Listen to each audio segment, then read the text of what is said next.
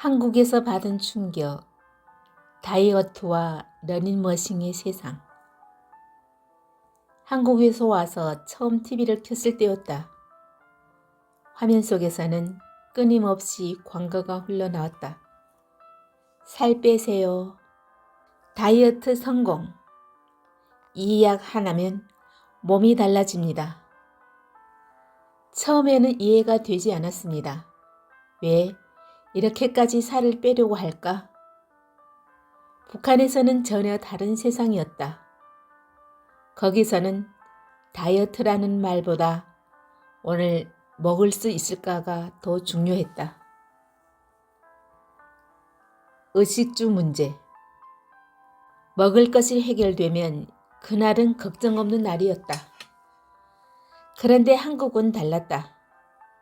오히려 너무 많아서 덜 먹어야 한다는 말이 나온다.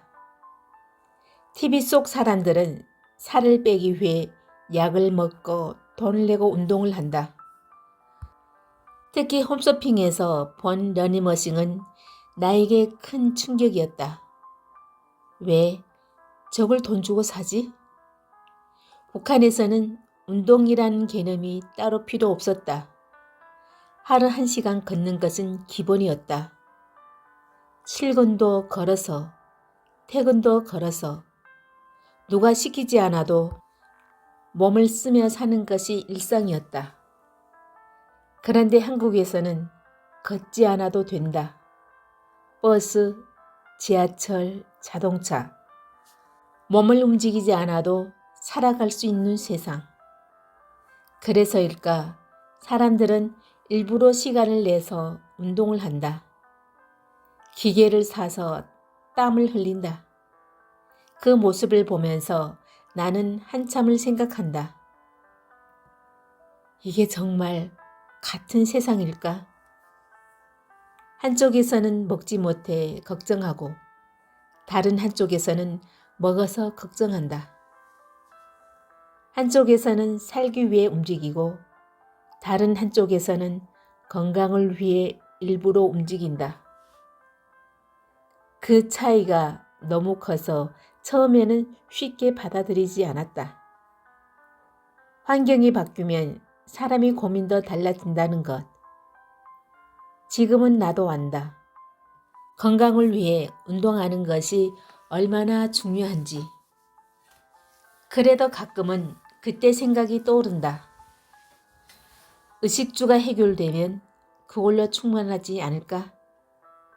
그 단순했던 기준이 지금도 내 마음 한켠에 남아있다. 그래서 더 감사하게 된다. 먹을 수 있고 쉴 수 있고 선택할 수 있는 삶이 대한민국이 자랑스럽다. 사무엘상 11장. 사울이 야베스성을 구하다. 한 달쯤 지나 암몬 사람 나하스가 야베스 길르앗을 공격 포위하였다. 그러자 야베스 사람들이 나하스에게 그러지 말고 우리와 조약을 맺읍시다. 우리가 당신을 섬기겠습니다. 하고 제의하였다. 그러나 암몬 사람 나하스는 조약을 맺는데 한 가지 조건이 있다. 내가 너의 오른쪽 눈알을 빼내어 온 이스라엘을 욕보일 텐데 그래도 좋으냐 하고 말하였다. 야벳의 장로들이 사정하였다. 우리가 이스라엘 곳곳에 전가를 보낼 수 있도록 7일간만 여유를 주십시오. 그래도 우리를 구하러 오는 자가 없으면 항복하겠습니다. 이리하여 그 전갈은 사울이 사는 기브아에도 다다랐다. 소식을 전해 들은 사람들은 모두 목 놓아 울었다. 마침 사울이 소를 몰고 둘에서 돌아오다가 그 광경을 보고 우는 이유를 묻자 사람들이 야베스에서 온 전갈을 들려주었다. 이 말을 듣는 순간 하나님이 기운이 임하여 사울은 크게 분기가 치솟았다. 사울은 결의소 한 쌍을 끌어다가 각을 떠 이스라엘 전 지역에 보내면서 누구든지 사울과 사무엘을 따라 나서지 않은 자는 이 모양이 되리라 하고 전하게 하였다. 그러자 백성들은 주를 두려워하며 일제히 따라 나섰다. 사울이 베색에서 그들을 조모해보니 이스라엘 사람이 30만, 유대 사람이 3만 명이었다. 사울이 아베스 길르앗에서 전갈을 가지고 왔던 사람들에게 일렀다.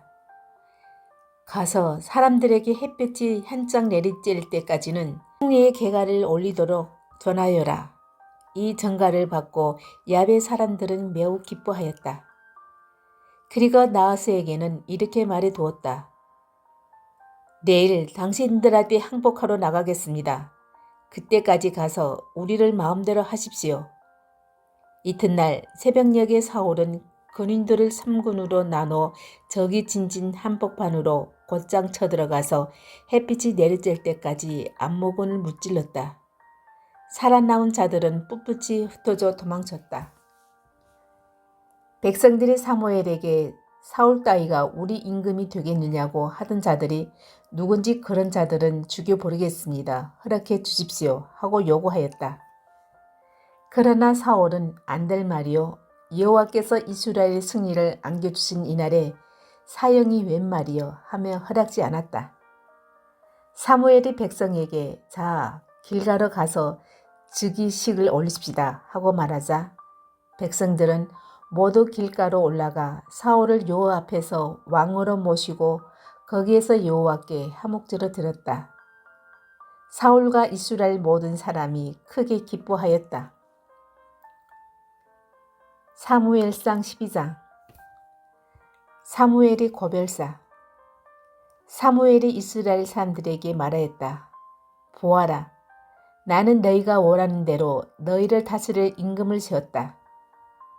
이제부터는 이분이 임금으로서 너희를 이끌 것이다. 나는 이렇게 늙어 백발이 되었고 내 아들도 너희와 함께 있다. 나는 젊어서부터 이날까지 너희를 이끌어 왔다. 이제 나에게 무슨 불만이 있거든 여호와께서 계시는 이 자리, 그가 세우신 임금님 앞에서 털어놓아라. 내가 누구의 소를 빼앗은 적이 있느냐? 누구의 나귀를 빼앗은 적이 있느냐?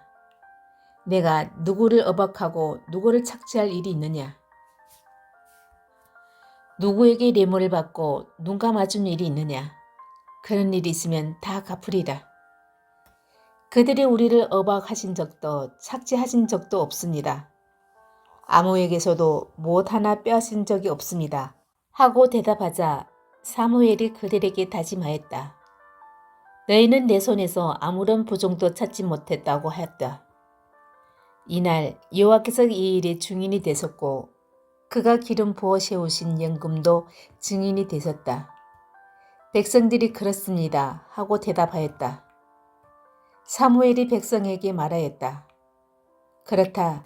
모세와 아론을 내세워 너희 조상을 애굽에서 이끌어내신 여호와께서 증인이시다. 그러니 이제 나서거라. 내가 여호와께서 너희와 너희 조상들에게 해주신 고마운 일을 낱낱이 들어 여호와 앞에서 너희와 따질 일이 있다. 야곱이 그의 후손들을 거느리고 애굽으로 내려간 뒤 너희 조상인 그들이 애굽 사람의 학대에 못 이겨 여호와께 울부짖자 여호와께서는 모세와 아론을 보내시어 애굽에서 너희 조상을 이끌어내시어 이곳에 정착시키셨다. 그러나 그들은 자기 하나님 여호와를 저버렸기 때문에 여호와께서는 그들을 하솔왕 야빈의 사령관 시수라와 블레셋 사람들과 모압 왕에게 공격을 받도록 하였다. 그러자 너희 조상은 여호와께 호소하였다. 우리가 죄를 지었습니다. 우리는 여호와를 저버리고 바알과 아스다롯을 섬겼습니다. 이제 원수들의 손아귀에서 건져 주십시오. 그러면 우리가 당신을 섬기겠습니다. 그래서 여호와께서는 여룻바알, 바랍, 입다, 삼손을 보내시어 에어싼 원수들의 손아귀에서 너희를 건져내시고 안심하고 살게 해주셨다. 그런데 너희는 암모왕 나하스가 너희를 치러 오는 것을 보고는 여호와 너희 하나님께서 너희 왕이 되신데도 나에게 안 되겠습니다. 차라리 왕을 세워 우리를 다스리게 해 주십시오 하고 요구하였다. 이제 너희가 요구하던 왕, 너희가 뽑아 세운 왕이 여기 있다. 여호와께서 너희를 다스리도록 세우신 왕이다. 만일 너희가 여호와를 두려워하여 그를 섬기며 그의 말뜻을 듣고 그의 명령을 거역하지 않고 또 너희뿐만 아니라 너희를 다스리는 왕이 여호와 너희 하나님의 뒤를 따르면 좋으려니와 너희가 여호와의 말씀을 듣지 않고 그의 명령을 거역한다면 여호와께서 손을 들어 너희와 너희 왕을 치실 것이다. 이제 너희는 서서 여호와께서 너희 눈앞에 해보시는 놀라운 일을 지켜보아라. 지금은 밀 거두는 때가 아니다. 내가 여호와를 불러 아뢰면 여호와께서 천둥과 함께 비를 내리시리라. 너희가 그것을 보고 여호와 앞에서 왕을 세워달라고 한 일이 얼마나 큰 죄인지 깨닫게 될 것이다. 사무엘이 여호와께 아뢰자 그날로 여호와께서 천둥과 함께 비를 내리셨다. 온 백성이 여호와 사무엘을 매우 두려워하게 되었다. 온 백성이 사무엘에게 호소하였다. 당신의 하나님 여호와께 기도드려 당신의 종인 우리들도 하여금 죽지 않게 해 주십시오. 우리가 이미 저지른 죄도 모자라 왕을 세워달라는 못된 짓을 더하였습니다. 사무엘이 백성에게 일렀다. 두려워하지 말라.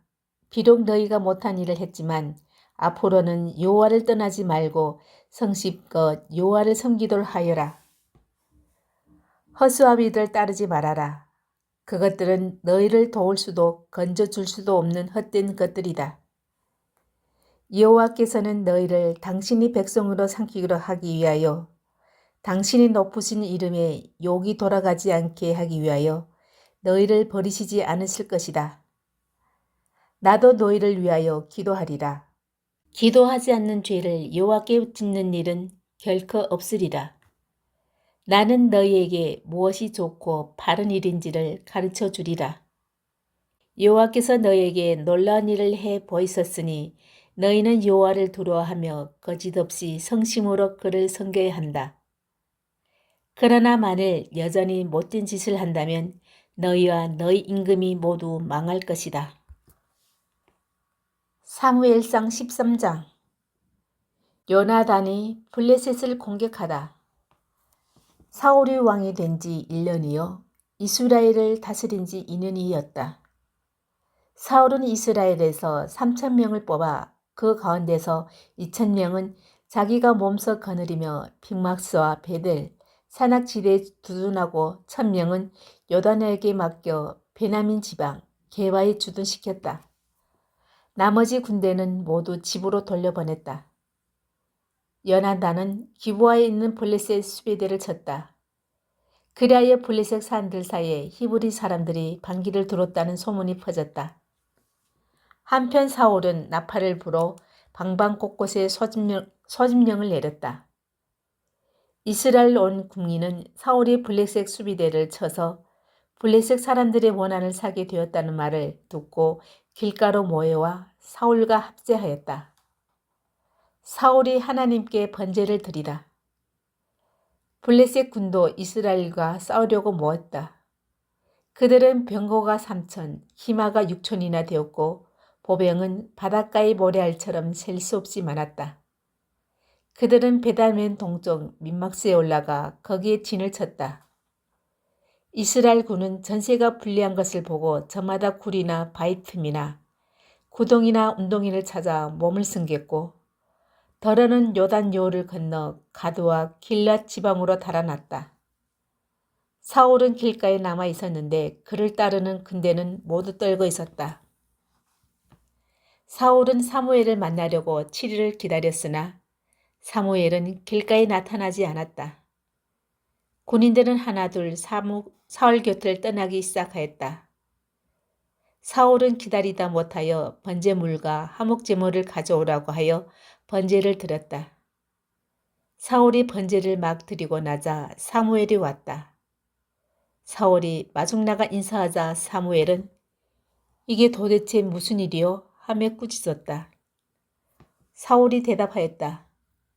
군인들은 하나둘 도망치고 선생님은 정하신 때 오시지 않으신 데다가 블레셋 군은 민막스에 집결돼 있어 여호와의 노염을 풀어드리기 전에 블레셋 군이 길가로 쳐내려올 것 같아서 부득이 번제를 드렸습니다. 사무엘이 다시 사울을 꾸짖었다. 그대는 어리석은 짓을 하였다. 어찌하여 그대 하나님 여호와께서 내리신 분보를 지키지 않았소? 지키기만 했더라면 여호와께서 이스라엘을 다스릴 그대의 왕조를 길이길이 세워주실 터인데 이제 그대의 대는 더 이어가지 못할 것이요. 그대가 여호와의 분보를 지키지 않았으니 여호와께서는 당신의 마음에 드는 사람을 다시 찾아가 당신의 백성을 다스릴 두목으로 세울 것이요. 그리고 나서 사무엘은 일어나 길가를 등지고 산 쪽으로 올라가 버렸다. 사울은 나머지 군대를 이끌고 길가에서 적군 쪽으로 이동하였다. 사울이 베냐민 지방 게바로 올라가 병력을 점검하여 보니 600명 밖에 되지 않았다. 사울과 그의 아들 요나단이 거느린 군대는 베냐민 지방 게바에서 민막스에 진을 친 블레셋 군과 대전하였다.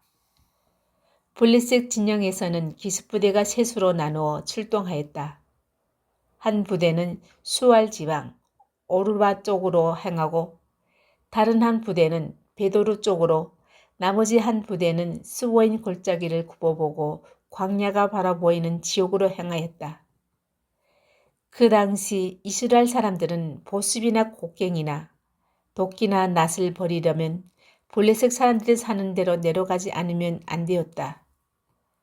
보습이나 곡괭이를 버리는 값은 3분의 2 세겔이었고 도끼를 버리고 낫을 가는 값은 10분의 1 세겔이었다. 그래서 그 전쟁이 터졌을 때 사울과 요나단을 따르는 무리들에게는 칼도 창도 없었다. 무기를 가진 사람은 사울과 그의 아들 요나단뿐이었다. 아멘.